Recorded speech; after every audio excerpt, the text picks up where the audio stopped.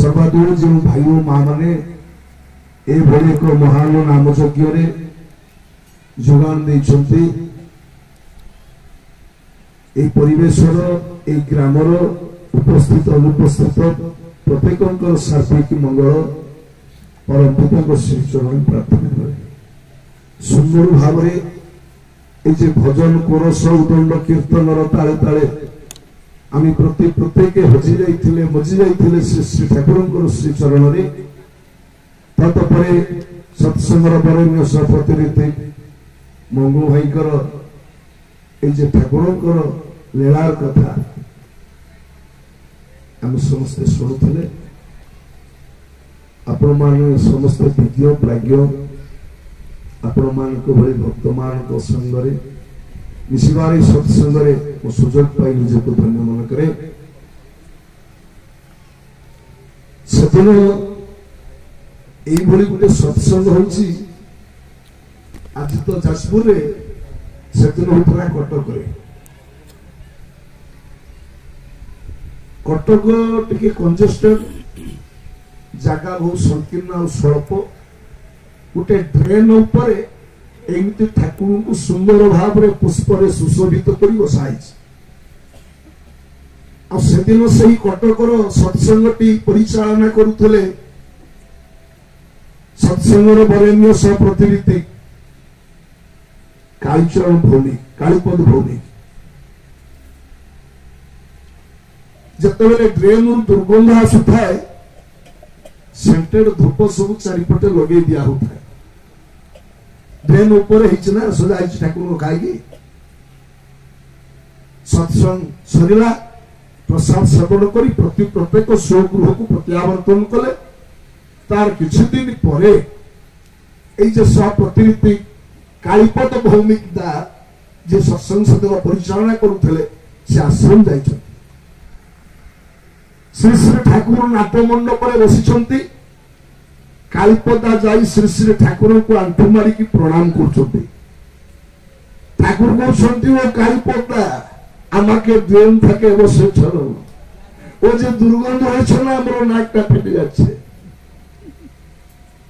এই হচ্ছে সৎসঙ্গ শ্রী শ্রী ঠাকুর অনুকূল সঙ্গ এই কথা সেদিন লীলা পুরুষোত্তম কইଥିଲେ ମୁଁ ତ ଅନେକ ଜାଗାରେ କହେ ଆଜି ଘୋର କଳିର ଘଡ଼ି ସନ୍ଧି ମୁହୂର୍ତ୍ତରେ ଶ୍ରୀ ଶ୍ରୀ ଠାକୁର ଯଦି ଆସି ନଥାନ୍ତେ ହୁଏତ ମୋ ନିକଟରେ ବେଦ ଉପନିଷଦ ଗୀତା ଭାଗବତ ଗୁଡାକ ବ୍ୟର୍ଥ ହୋଇଯାଇଥାନ୍ତା। ସେଦିନ ଲୀଳା ପୁରୁଷୋତ୍ତମ ଶ୍ରୀକୃଷ୍ଣ କହିଥିଲେ ତାଙ୍କର ସେହି କନିଷ୍ଠ ପରମ ଭକ୍ତ ନାରଦକୁ ଆପଣମାନେ ସମସ୍ତେ ଜାଣିଛନ୍ତି ନାହଂ ତିଷ୍ଠାମି ବୈକୁଣ୍ଠେ जोगिनां हृदय नच मद भक्ताः जत्र गायन्ति तत्र तिष्ठामि नारद। हम सब जानी थे ठाकुर से प्रैक्टिकली देखे गले कारण अपनी आचरी धर्म जीवन शिखाए श्री श्री ठाकुर अनुकूल चंद्र वाच प्रैक्टिकल पर्सन श्रीकृष्ण कहते नारद मु वैकुंठरे नहीं जोगिना हृदय नच मुझी के ना मो भक्त मैंने जो मोर गुण कीर्तन करती मोर लीला कीर्तन करती मुझे थाए मद भक्ता जत्र गायन्ति तत्र तिष्ठामि नारद। एक आम शुणी नारद पुराण ठाकुर आसिक देखे गले आम कटक मु ठाकुर बड़दांकर दादांकर अधुना आचार्य देवकर अनेक सब जहा लीला मुझे ओडिशा रु कहे कटक भद्रक बालेश्वर से कौन मुझे देखी ना देखी आम ओडिशा जो सब लीला एबे गला डिसेम्बर 16 2024 मसीहा डिसेम्बर 16 तारीख आम बालेश्वर खैरा ब्लॉक श्री श्री ठाकुर एक श्रीमंदिर उद्बोधन है परम पूज्यपाद श्री श्री आचार्य देव कर कमल देखी से प्रीत हेले तृप्त हेले राति 9टा बेले से पेंडाल ओह्लैले आ कहीगले ଖଇରା ହଉଛି ଏକ ପ୍ରେମ ନଗରୀ। ଆଉ ସେଇଠି ଆଚାର୍ଯ୍ୟ ଦେବଙ୍କର ଗୋଟିଏ ଲୀଳା ମୁଁ ନିଜେ ମୋ ସ୍ୱଚକ୍ଷୁରେ ଦେଖିଲି। ମାନେ କେମିତି ନିଜେ ଠାକୁର ଆଚାର୍ଯ୍ୟ ଦେବଙ୍କ ଭିତରେ ଲୀଳା କରୁଛନ୍ତି। ଅନେକ ଲୋକ ପ୍ରଶ୍ନ କରନ୍ତି ଠାକୁର ତ ଥିଲେ ବ୍ରହ୍ମାଣ୍ଡର ବିଶ୍ୱର ମାଲିକ, ପୁଣି ତାଙ୍କୁ ପୂଜା କରି କର, ପୁଣି ତାଙ୍କ ପୁଅକୁ ନାତିକି ଅଣନାତିକି ପରନାତିକି କି ପାଲା ଚାଲିଛି। ପ୍ରଶ୍ନ ଆପଣ ମାନେ ସମ୍ମୁଖୀନ ହେଇନାହାନ୍ତି କି ଡିପି ୱାର କରି ଯାଇକି? କେମିତି ଶ୍ରୀ ଶ୍ରୀ ଠାକୁର ଆଚାର୍ଯ୍ୟ ଦେବଙ୍କ ଭିତରେ ଲୀଳା। ମୁଁ ଆଚାର୍ଯ୍ୟ ଦେବଙ୍କର କଥା ଏଇ ଆମ ଖୋଲିଆ ଆଜ୍ଞା, ମୁଁ ଆଉ କୋଉଠି ଆଉଟ ଅଫ ଷ୍ଟେଟ କଥା କହୁନି କି ଆଉଟ ଅଫ କଣ୍ଟ୍ରି କଥା କହୁନି। ଜଣେ ହରିଜନ ଲୋକ ଆଦରମଣି ଜେନା, ଯାହାଙ୍କର ପୁଅ ବର୍ତ୍ତମାନ 4ଟା ଷ୍ଟେଟର ସେ ଜଣେ ଅଫିସର, ଆଉ ବାପା ତାର ଆଦରମଣି ଜେନା। ପ୍ରତ୍ୟେକ ଦିନ ଲୋକମାନଙ୍କର ସବୁ ମୂଲ ଲାଗେ, ମୂଲିଆ ହୁଏ, ବିଲବାଡ଼ି କାମ କରିବାକୁ ଯାଏ। ବର୍ତ୍ତମାନ ବୁଢାର ବୟସ 82-83। ସେଦିନ ଆଚାର୍ଯ୍ୟ ଦେବଙ୍କୁ ଦର୍ଶନ କରିବା ପାଇଁ ସେ ଯାଇପାରୁନାହିଁ। ଶ୍ରୀମନ୍ଦିର ଉଦ୍ବୋଧନ ସନ୍ଧ୍ୟା ପ୍ରେୟାର ପରେ ଯେତେବେଳେ ଆଚାର୍ଯ୍ୟ ଦେବ ଯାଉଛନ୍ତି ଉତ୍ସବ ପେଣ୍ଡାଲ ଆମର ଖୋଲା କଲେଜ ପଡ଼ିଆକୁ, ଆଜ୍ଞା ସେଠି କିଛି ଉଦ୍ବୋଧନ ଦେଇ ସାରିବା ପରେ ରାତି ସେତେବେଳକୁ 8:30 ଖଣ୍ଡେ ହେଇଗଲାଣି। ତାପରେ ସେ ଆସୁଛନ୍ତି, ରାସ୍ତା ହେଇଛି କାଠରେ ପକା ହେଇକି ଆସୁଛନ୍ତି। ହଠାତ୍ ସେ ଗାଡି ପାଖକୁ ନ ଯାଇକି ସେ 12 କର ଆଡ଼କୁ ଗଲେ, ଯୋଉଠି ମାନେ ଅବର୍ଜନା ପଡେ, ଅଳିଆ ପଡେ, ସେଇ ଆଡକୁ ହଠାତ୍ ଆଚାର୍ଯ୍ୟ ବାଙ୍କିକି ସେଠିକି ଚାଲିଲେ। ସମସ୍ତେ ଆଶ୍ଚର୍ଯ୍ୟ, ତାଙ୍କ ପଛରେ ଯୋଉ ପରିମାଣ ଭକ୍ତମାନେ ଅଛନ୍ତି, ଆଚାର୍ଯ୍ୟ ସିଆଡେ କୁଆଡେ ଯାଉଛନ୍ତି? ଆଉ କି କହିବ ନା ପୁଣି ହେଣେ କୁଆଡେ ଯାଉଛନ୍ତି, ଇଆଡେ ଆସନ୍ତୁ। ସମସ୍ତେ ଆଶ୍ଚର୍ଯ୍ୟ। ଆଚାର୍ଯ୍ୟ ଦେବ ଚାଲିଛନ୍ତି, ପୁଣି ଆଉ ଇଏ ତଳେ ଯାଉଛନ୍ତି ଚାଲି ଚାଲିକି, ପୁଣି ସେ ହିଡ଼ ଆଡକୁ ଗଲେଣି, ତାଙ୍କ ପଛରେ ପରିମାଣ ଚାଲିଛନ୍ତି। ଏଇ 82 ବର୍ଷର ବୃଦ୍ଧ ହରିଜନ, ଏଇ ଯେ ଆଦରମଣି ଜେନା ଭାଇଟି ବିଚରା ସେଇ ହିଡ଼ ଉପରେ ବସିଛି, ଖାଲି ଶୁଣୁଛି ଆଚାର୍ଯ୍ୟ ଦେବଙ୍କର ଉଦ୍ବୋଧନ, ସାଉଣ୍ଡ ମାଧ୍ୟମରୁ ଯାଇପାରୁନି ଦର୍ଶନ କରିବା ପାଇଁ। ଆଚାର୍ଯ୍ୟ ଦେବ ଯାଇକି ତା ପାଖରେ ପହଞ୍ଚିଲେ, ମୁଣ୍ଡରେ ହାତ ଦେଲେ, କହିଲେ କେମନ ଆସେ? ମୁଁ ଯେ ପ୍ରେଜେଣ୍ଟ ଥିଲି। ତାପରେ ଦୀପଦ ତା ସହିତ କଥା ହେଲେ, ପ୍ରଣାମ ଟିଏ କଲା। ଆଚାର୍ଯ୍ୟ ଦେବ ଆସିଲେ, ଗାଡିରେ ବସିଲେ। ଏ ହଉଛନ୍ତି ପରମ ପୂଜ୍ୟ ପା ଶ୍ରୀ ଶ୍ରୀ ଆଚାର୍ଯ୍ୟ ଦେବ। ତେଣୁ ଯେଉଁଠି ସତ୍ସଙ୍ଗ ହୁଏ, ଯେଉଁଠି ତାଙ୍କର ଗୁଣ କୀର୍ତ୍ତନ ହୁଏ, ସେ ନିଜେ ସେଇଠି ସୂକ୍ଷ୍ମ ଶରୀରରେ ଉପସ୍ଥିତ ହୁଅନ୍ତି। ତେଣୁ ଏଠି ସ୍ୱୟଂ ଶ୍ରୀ ଶ୍ରୀ ଠାକୁର ନିଜେ ଉପସ୍ଥିତ ଅଛନ୍ତି। এই ভাব, এই বোধ, এই বিশ্বাস মোর রহিবা দরকার। মু আজি শ্রী শ্রী ঠাকুরঙ্কর সঙ্গ লাভ করুছি। প্রায় সৎসঙ্গକୁ ଛାଡ଼ିଦେଲା ପରେ ବିଶ୍ୱର କୌଣସି ଏମିତି ଧାର୍ମିକ ଅନୁଷ୍ଠାନ ନାହିଁ ସତ୍ସଙ୍ଗରେ ଯେମିତି ସଂଯତ, ମାର୍ଜିତ, ଶୁଦ୍ଧ, ଭୂତ ପବିତ୍ର ଭାବରେ ପ୍ରଭୁଙ୍କ ଆଗରେ ବସାଯାଏ। ଆଉ ବୋଧେ କୌଣସି ଧର୍ମ ଅନୁଷ୍ଠାନରେ ନାହିଁ। ମୁଁ 20-25 ଧର୍ମ ଅନୁଷ୍ଠାନକୁ ଯାଇଛି, ପ୍ରାୟ ଅନୁଷ୍ଠାନକୁ ଯାଏ। ତା ଭିତରେ ଗଞ୍ଜେଇ ଟଣା ହଉଥିବ, ବିଡି ଟଣା ହଉଥିବ, ସିଗାରେଟ ଖିଆ ହଉଥିବ। ଆଉ ଗୋଟେ ଯାଇଥିଲି, ମୁଁ ସେ ନାଁ କହୁନି, ରିସେଣ୍ଟ ମତେ ଡାକିଥିଲେ, ସେଠି ତାର ଶୁଣି ଯାଉଥାନ୍ତି। କାରଣ ଠାକୁର ନିଜେ ଉପସ୍ଥିତ ରହନ୍ତି ସତ୍ସଙ୍ଗରେ। ବନ୍ଦେ ପୁରୁଷୋତ୍ତମ ଧ୍ୱନି ପରେ ଯେମିତି ବ୍ରାହ୍ମଣ ଅରୁଆ ଚାଉଳ ପକେଇକି ଶେଷରେ ସ୍ୱସ୍ଥାନ ଗଛ, ସେମିତି ବନ୍ଦେ ପୁରୁଷୋତ୍ତମ ଧ୍ୱନି ପରେ ଶ୍ରୀ ଶ୍ରୀ ଠାକୁର ସ୍ଥାନ ଛାଡ଼ିବେ। ଆମେ ଠାକୁରଙ୍କର ଆଜି ସଙ୍ଗ ଲାଭ କରୁଛେ। ତେଣୁ ତ ଭାଗବତରେ ଜଗନ୍ନାଥ ଦାସ କହିଲେ, କିଛି କରନି ସତ୍ସଙ୍ଗ କର। ଆମ ଭାଗବତ କହିଲେ ମେଳା, ବାର, ବ୍ରତ, ପୂଜା, ରାଗ, ଯଜ୍ଞ କିଛି ଦରକାର ନାହିଁ, ସତ୍ସଙ୍ଗ କର। ପରମ ଶାସ୍ତ୍ର ଭାଗବତରେ ଜଗନ୍ନାଥ ଦାସ ଲେଖିଲେ, କହିଲେ ସତ୍ସଙ୍ଗ କଲେ ମତେ ତୁମେ ପାଇବ। ଏ ଜୀବ ସତ ସାଙ୍ଗ ବିନୁ ଲଭି ନ ପାଏ ମୋର ତନୁ।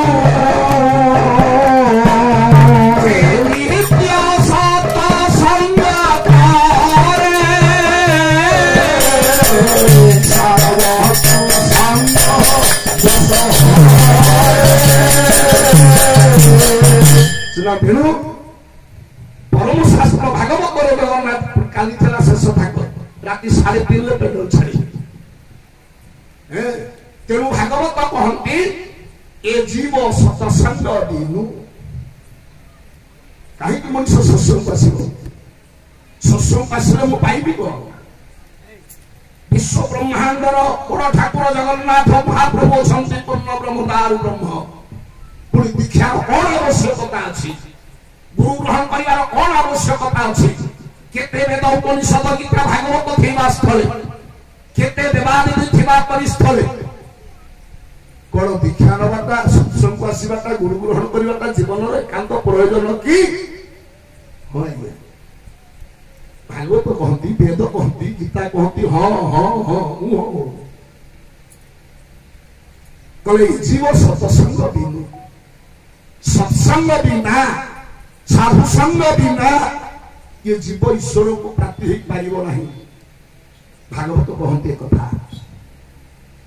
सत्संग करे ए जीव जे नित्य सत्संग करे भागवत कहले लाभ कौन पाए ना सर्प कुसंग दोष करे तार चलनी चरित्र आचरण व्यवहार सबुड़ाक परिवर्तन हो जाए आ जीवन रंगटा बदली जाए तो आम प्रत्येक दिन दिउड़ी पाखे मु प्रार्थना करुची साधु संग मई देव नित्य परम गुरु हे प्रभु आप दया करके मत प्रत्येक दिन साधु संग सत्संग दियंते तो श्री श्री ठाकुर निजे लिखिदेले सुहस्तरे प्रेमीर संग कर सत्संग कर से अपना छाए प्रकट है सत्संग लिमिट टाइम तो तेणु यही दृष्टि आम प्रत्येक सत्संग एकांत अपरिहार्य जो सत्संग निजे ठाकुर सूक्ष्म शरीर स्वयं उपस्थित रहती जहाँ संग लाभ कर जहाँ आगे गुण कीर्तन कले मनीष दीर्घायु हुए मनीष दीर्घायु हुए चिरायु हुए निरोग निरामय जीवन अधिकारी हुए संग करी गुण कीर्तन आगे करी सत्संग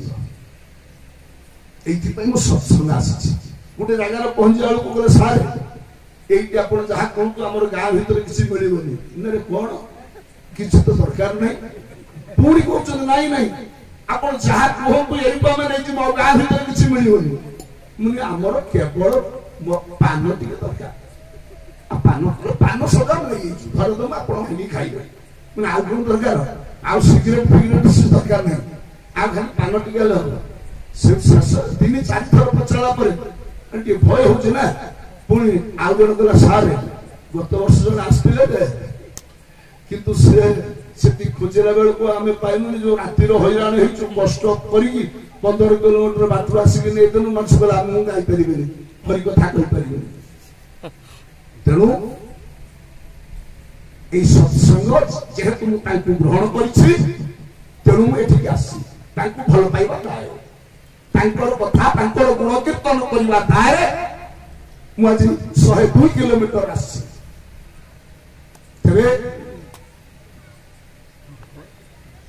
गोटे कथा कहीकि एंडिंग करी दया करुणा लाभ करने कथा मानिक मत चलिया पड़ो ठाकुर प्रश्न करागला ठाकुर आपन जे जगतर कल्याण पाई ये सृष्टि मंगल पाई केते कथा आपन कहचंती तार भीतर जेते कहचंती तार भीतर इंपोर्टेंस होची शिक्षा दीक्षा विवाह अनेक कथा आपन कहचंती हेले लोक तो मानुनी आपन को मन कष्ट होनी कारण जते बेले पुओटा बापार कथा न माने बापार मनटा कष्ट हुए पुत्रर पितार कथाटा पुत्र न मानिले पिता मन कष्ट हुए से होती परम पिता आपन को मन कष्ट होनी आपन कथा तो कहीं मानु ना ठाकुर कहले मो कथा जे मानु नाहंती एथि मो मन कष्ट होनी किंतु जते बेले मो कथाटा न मानी मनुष्य दुख पाउची जंत्रणा पाउची कष्ट पाउची मृत्युर शिकार होउची सतिक बेले मो मन कष्ट होउची पंजरा हाड़ गुड़ा सब कड़बड़ हो जाउची ए कथा से शिष्टा को कहते तो हमर मंगल पाई कल्याण पाई सुख शांति पाई ठाकुर पांचटी विधान देले आज्ञा टिके डीपी आड़ को जाउछि जे आम भली पापी दुनिया रे कि नाही काई कहले आमे जतबे मां गर्भरे थिले एठे जते बसुनी समस्त मां गर्भरु आसंती आमे समस्त जतबे मातृ गर्भरे थिले सेइटु उटे संकल्प करिथिले संकल्प तापर पुणी दीक्षा नेला पर आउ के संकल्प केते केते संकल्प या गलाली जीवन रे मातृ गर्भरे थिला बेले मु संकल्प कली शपथ कली प्रतिज्ञा कली हे परम कारुणिक हे परम पुरुष मते ये नरकरु थरे प्रभु उद्धार करि दे मु सारा जीवन तोरी कर्म करिवि तोरी नाम जपिबि सेइटु परम पुरुष कले ए धन हाथ देखा तते उठे मु धन देबि चापुनी की धरिबु मुठा खोली धले धन पड़े सेइटु परम पुरुष के धन देले मन कहूछि रे पाइला धन न होजा मन कहूछि रे पाइला धन न होजा पाइला धन न होजा मन कहूछि रे पाइला धन न होजा परम पुरुष परम पुरुष सुधारी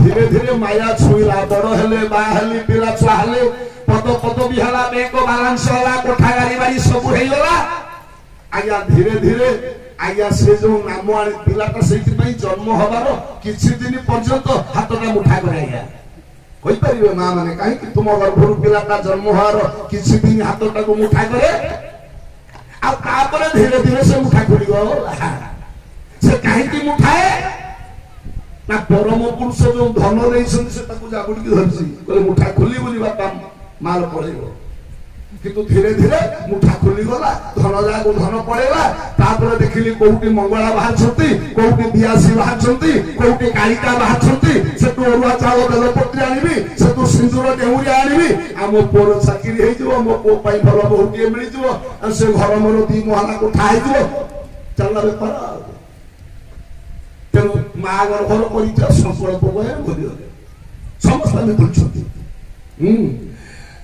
ये दुर्लभ जीवन दुर्लभ जीवन दुर्लभ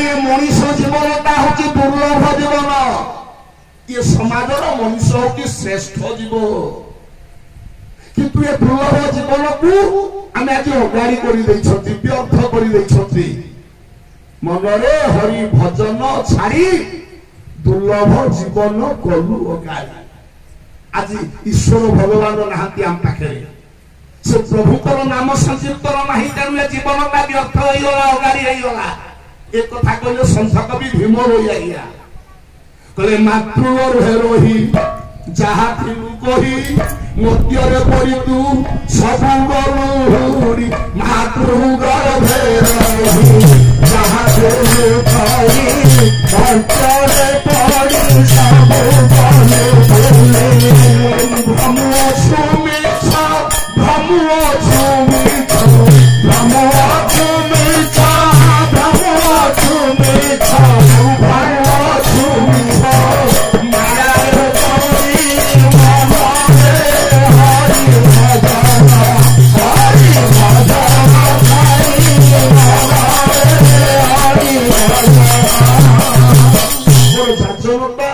यही धारा रे मु नेइजेटा बिकिला को निर्देशक हमें भोजन बिकिला कोले जेमति क्लोरोक्विनटा पिता लागुची तारि पर उत्सव रे मते कहले डाके ता छोटो झियटी थला मो पाखे से हमको छाड़ी के हम पाला वाला को बोलानी हैं कोले जेमति क्लोरोक्विनटा पिता लागुची लोकटा खाउनी किंतु क्लोरोक्विन न खाइले पिलाटा बंची बोली मलेरिया है क्लोरोक्विन पिलाटा को दवा को पड़िबो कि से खाउनी पिता लागुची किंतु लोक आज दीक्षा नउनी लोक आज प्रभुकर सतनाम ग्रहण करूनी किंतु ग्रहण करिया को पड़िबो नहे से बंचीबोनी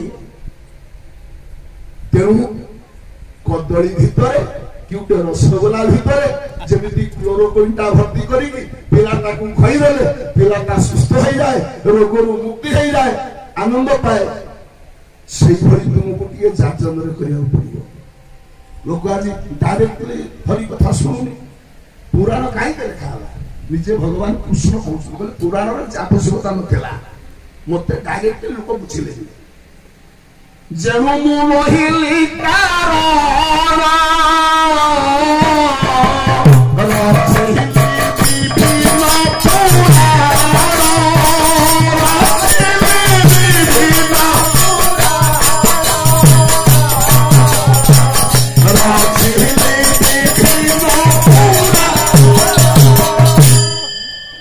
डायरेक्ट लोक बुझिले नहीं से भगवान कहले पुराण रचना हला जेणु मु लोहिली कारण रचिले विभिन्न पुराण तबे माँ गर्भर करी संकल्प को आम समस्त बोले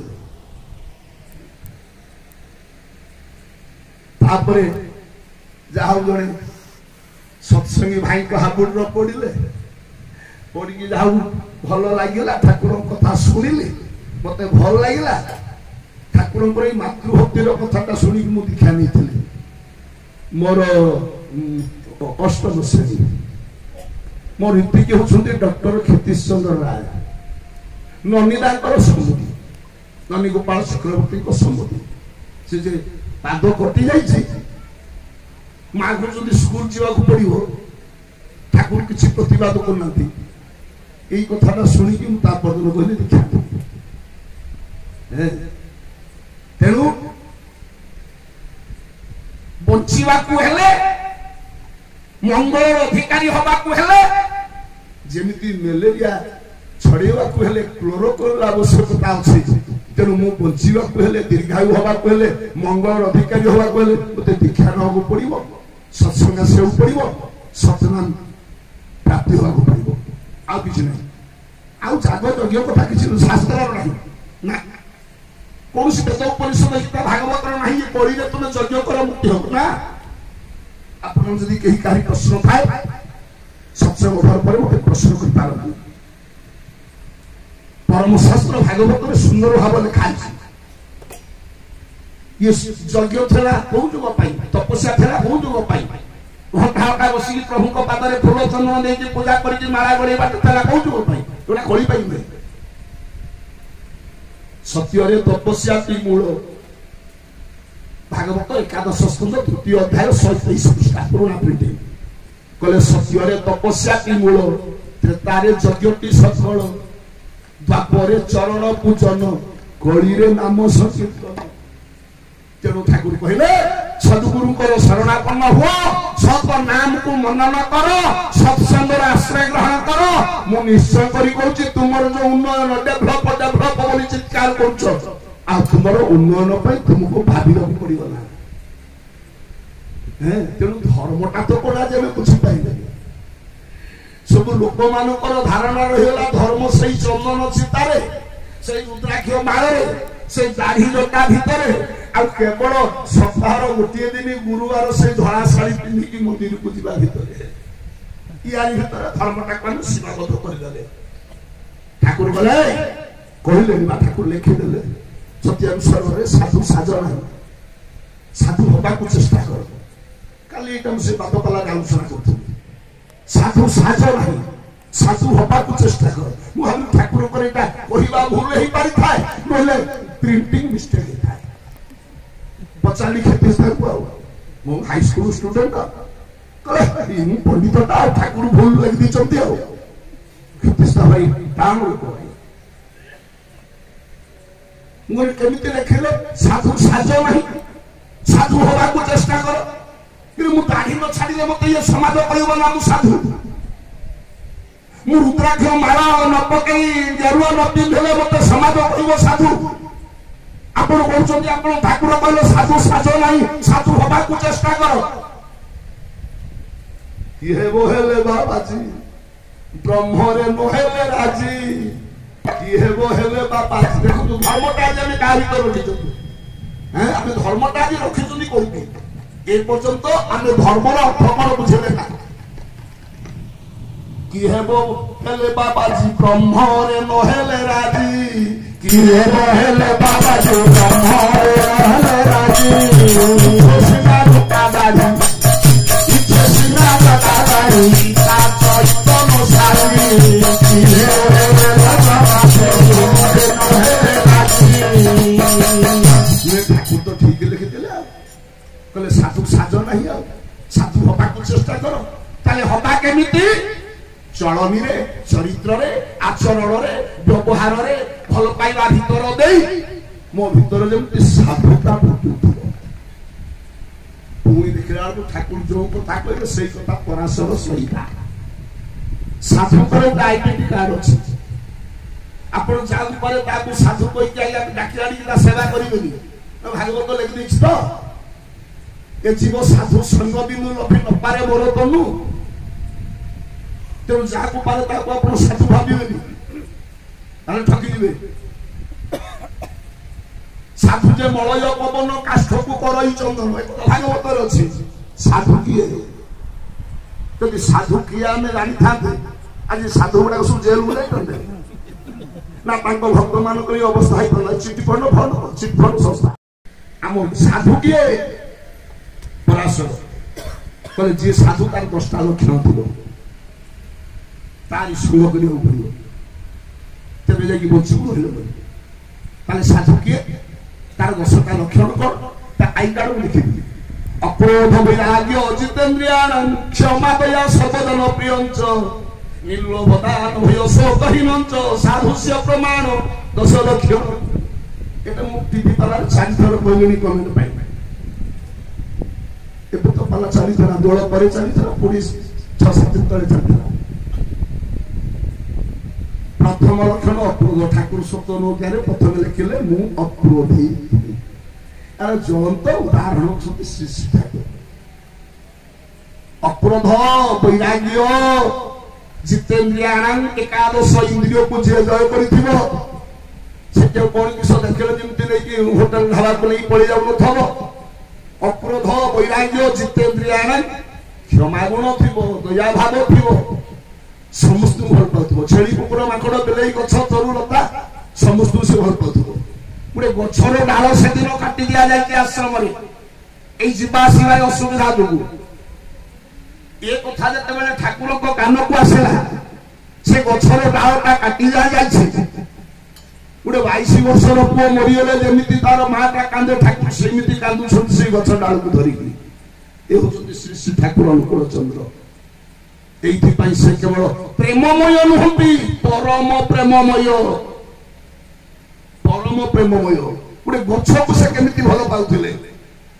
ঘোড়া গাড়িরে বসিছন্তি, ঘোড়াটাকু 600 চাবুকু প্রহার করছে, কিন্তু ঠাকুরଙ୍କ পিঠে সব ফাটিকি রক্ত ফিরফিরে কি রোলা তাকে বসেইছি। এ হচ্ছে পরম প্রেমময়। এইথিলা তাঙ্কর ভাল পাইবা। অক্রোধ, বৈরাগ্য, জিতেন্দ্রিয়াণ ক্ষমা দয়া সর্বজন প্রিয়ঞ্চ ନିର୍ଲୋଭ ଲୋଭ ନଥବ, ଦାନ ଦଉଥିବେ। କେତେ କୋଟି କୋଟି ଟଙ୍କା ସତ୍ସଙ୍ଗ ଡୋନେଟ୍ କରୁଛି ଯୋଉ ବିପର୍ଯ୍ୟୟ ଅବସ୍ଥାରେ ଆପଣମାନେ ସମସ୍ତେ ଜାଣୁଛନ୍ତି।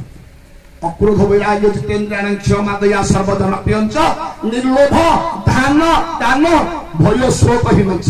ମଙ୍ଗୁ ଭାଇ କହୁଥିଲେ ଠାକୁର ଡାକି ନେଉଛନ୍ତି ନିରୋଳା କକ୍ଷକୁ, କହିଲେ ଡେରି କରୁଛୁ କାହିଁକି, କାମ ଶେଷ କରି। ଠାକୁର ଭୟ କରିଥିଲେ, ଠାକୁରଙ୍କର ଭୟ ଥିଲା। ସେ ଘାତକ ପ୍ରତି ଠାକୁରଙ୍କର ସେଦିନ ଭୟ ଥିଲା କି? ସେଇଟା ଭଗବାନ ପରାଶର ଲେଖିଲେ। ନିର୍ଲୋଭ ଦାନ ଭୟ ଶୋକହୀନଞ୍ଚ ସାହୁସ୍ୟ ପ୍ରମାଣ 10 ଲକ୍ଷଣ। ତେଣୁ ସ୍ୱାମୀ ତୁଳସୀ ଦାସ କହିଥିଲେ। ଆଜ୍ଞା ଆଉ ତୁଳସୀ ଦାସ କେବେ ରାମଚରିତ ମାନସ ଲେଖିଥିଲେ ଆପଣ ମାନେ ଜାଣନ୍ତି, ନହେଲେ ଜାଣିବା ପାଇଁ ଚେଷ୍ଟା କରିବେ। ସେ ତୁଳସୀ ଦାସ ଲେଖିଥିଲେ ଠାକୁର ତ କାଲି ଆସନ୍ତି, ଠାକୁର ଅନୁକୂଳ କାଲି ଆସନ୍ତି। ବର୍ତ୍ତମାନ ସତ୍ସଙ୍ଗର ମୁଣ୍ଡା ମଣ୍ଡା ହଉଛି ଆଜ୍ଞା आरंभ होनी अगति की सत्संग जाई मुंडुआ मुंडा होची बर्तमान रामचरित मानस रे गोस्वामी तुलसी सेदिन लिखिथिले ए जो साधुर कथा बहु पाप अनुपम सुख मिलहु जब संत कोई अनुकूला मिलहु जब संत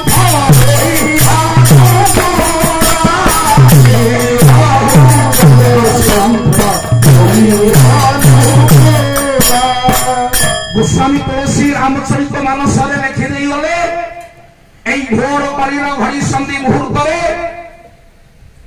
त्रिताप ज्वालू रक्षा करने आध्यात्मिक आदि भौतिक आदि दैविक त्रिताप ज्वालू रक्षा करने जड़े महान सन्थ जड़े महान साधु आविर्भाव हेब जी अमृतर भांड धरिकी धराधुरी अवतरण करेंगे नामटा अनुकूल चंद्र रामचरित मानस भवहु ताप अनुपम सुख मुला नीलहु जब संथ होई अनुकूला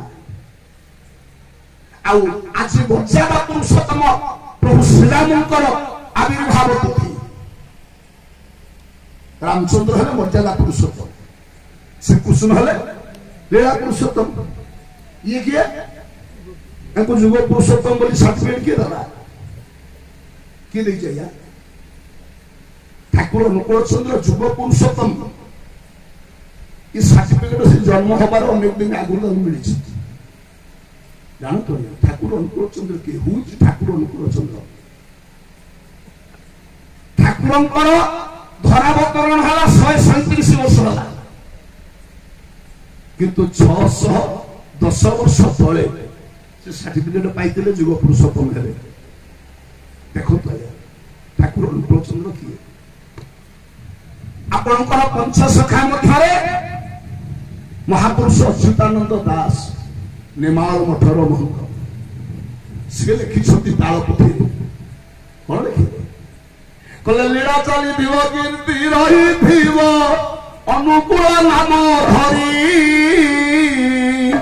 देश विदेश भक्त आसवे सतसंग आश्रा करी सतसंग आश्रा करी अरे भला सतसंग आश्रा करी सतसंग आश्रा भक्त आसवे सतसंग आश्रा करी आया सत्संगटा कौन केवल ये ओडिशा रे ना भारत रे ये सत्संग इंग्लैंड फ्रांस अमेरिका जापान चीन 50-80 कंट्रीज ये विश्व सत्संग प्रारंभ आज आम देखुचे 610 वर्ष तले अच्युतानंद देखिक लिखिते देश विदेश भक्त आसवे इंग्लैंड आसवे फ्रांस आसवे अमेरिका आसवे जापान आसवे चीन आसवे ठाकुर बापा बाहर कि ना कौन बाहर 610 वर्ष कथा कहले लीला चली कीर्ति रही अनुकूल नाम धरी नाटा पुणी कहीदे अनुकूल नाम आसवे देश विदेश भक्त आसव सतसंग आश्रा पुणी से कौन कहले कहले सत नाम गोटी आज आम कहते नाम टाइम सत नाम महापुरुष अच्छी तो कहीदे 610 वर्ष तले कहले सत नाम गोटी उच्चारी बोलिबे भक्त है वो मेरा